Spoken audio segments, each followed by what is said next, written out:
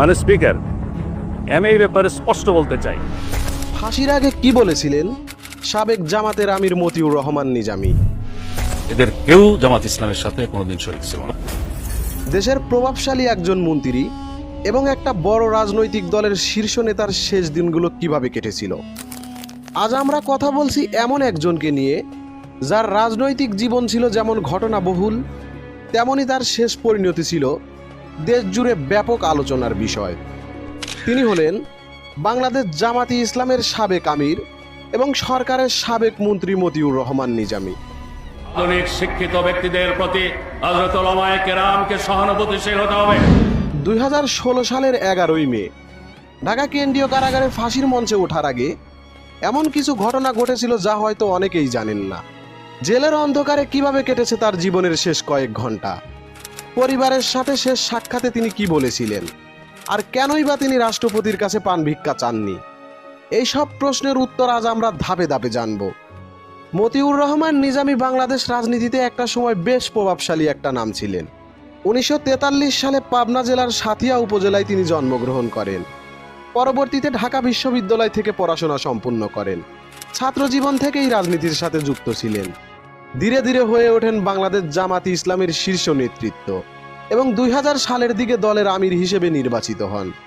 2001 সালে জাতীয় সংসদ নির্বাচনে পাবনা 1 আসন থেকে সংসদ সদস্য হিসেবে নির্বাচিত হন। এরপর 4 দলীয় জোট সরকারের আমলে প্রথমে কৃষি মন্ত্রণালয় এবং পরবর্তীতে শিল্প মন্ত্রণালয়ের মন্ত্রী হিসেবে দায়িত্ব লাভ করেন।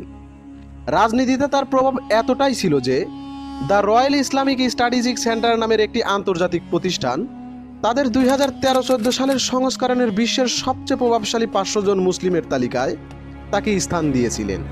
কিন্তু 1971 সালের মুক্তিযুদ্ধের সময় মানবতা বিরোধী অপরাধের দায়ে তাকে বিচারের মুখোমুখি হতে হয়।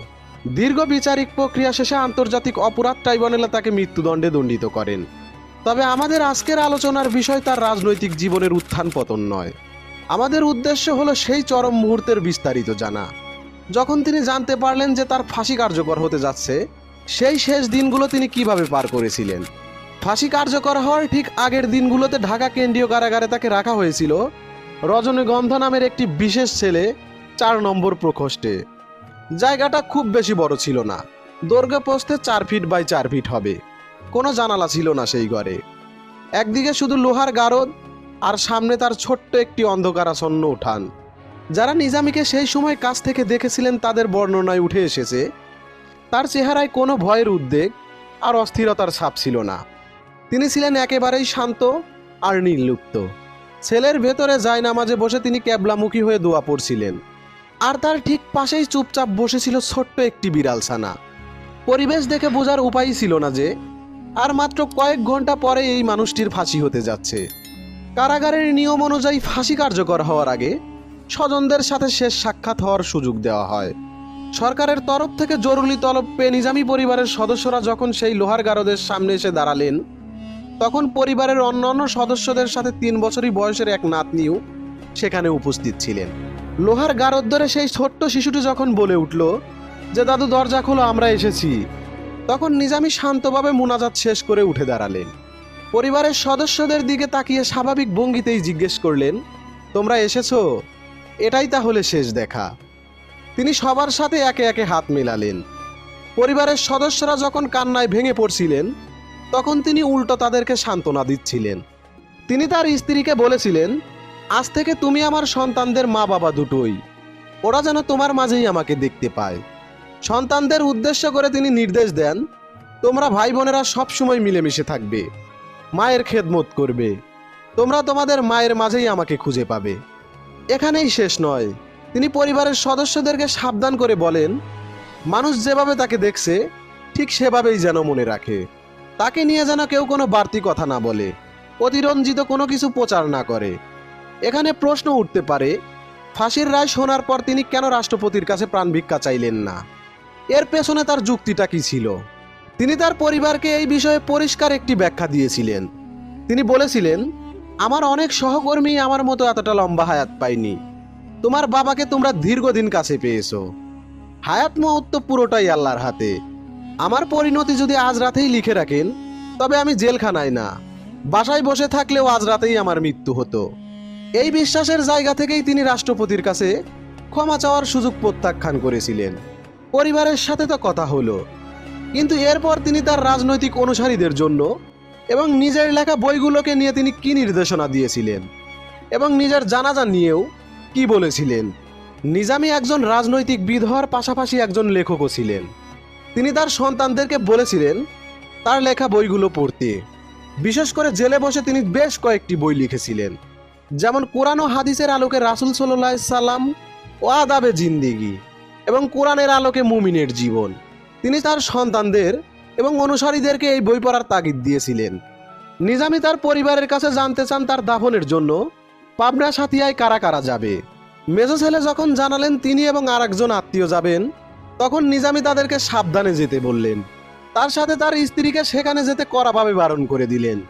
তিনি তার ছেলে ব্যারিস্টার নাজিবুর রহমান মোমেনকে বলে দিলেন জানাজা নামাজে ইমামতি করতে। পরিবারের সদস্যরা বিদায় নিয়ে যাওয়ার পর তিনি আবারও ইবাদতে মশগুল হলেন। প্রায় ঘণ্টাখানেক ধরে চলল তার মোনাজাত।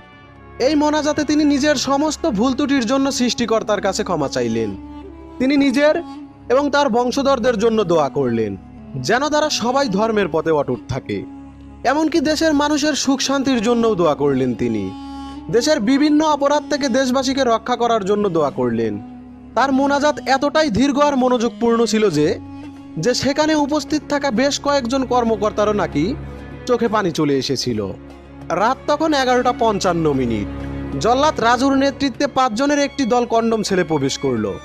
তাদের সাথে সেখানে উপস্থিত ছিল সিনিয়র জেল সুপার, জেলার, সিভিল সার্জন এবং কারাগারের অন্যান্য ঊর্ধ্বতন কর্মকর্তারা। সিনিয়র জেল সুপার যখন তার সামনে গিয়ে জানালেন যে ফাঁসির রায় কার্যকর হবে, তখন নিজামী শুধু একটা কথাই বলেছিলেন, আমার প্রতি অবিচার করা হচ্ছে। পরক্ষণে তিনি আর কোনো তর্কে না গিয়ে নিজেই দোয়া পড়তে পড়তে চোখের চশমাটা খুলে টেবিলের উপরে রাখলেন। জল্লাদ যখন তাকে নির্দেশ দিল হাত পা পেছনে নেওয়ার, তিনি কোনো আপত্তি না করেই নিজেই হাত পেছনে নিলেন। হাত করা পরানোর পর তিনি জানালেন যে তিনি নিজেই তওবা পড়বেন।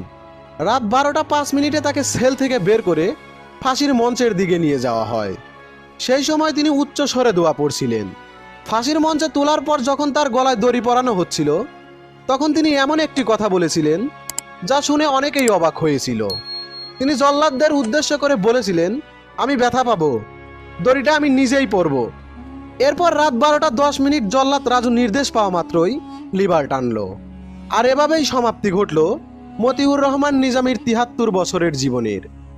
রাত 1:30টার দিকে তার মরদেহ পরিবারের কাছে হস্তান্তর করা হয়।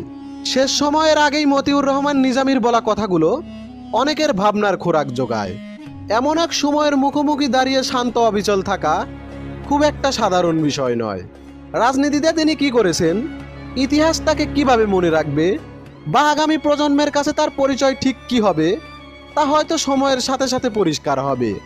তবে ফাঁসির আগের কয়েক ঘন্টার ঘটনা প্রবাহ আমাদের সামনে একটা অন্যরকম বাস্তবতা তুলে ধরে, যেখানে প্রাণ ভয়ের চেয়ে নিজের প্রতি বিশ্বাস এবং আদর্শের প্রতি একজন মানুষের অবিচল থাকার বিষয়টি বেশ ফুটে উঠেছে। আপনাদের কি মনে হয়, শেষ পরিণতির মুখোমুখি দাঁড়িয়ে মতিউর রহমান নিজামীর নির্লিপ্ততা আসলে কিসের ইঙ্গিত দিয়ে গেছে? আপনাদের মূল্যবান মতামত অবশ্যই কমেন্ট সেকশনে জানিয়ে যাবেন।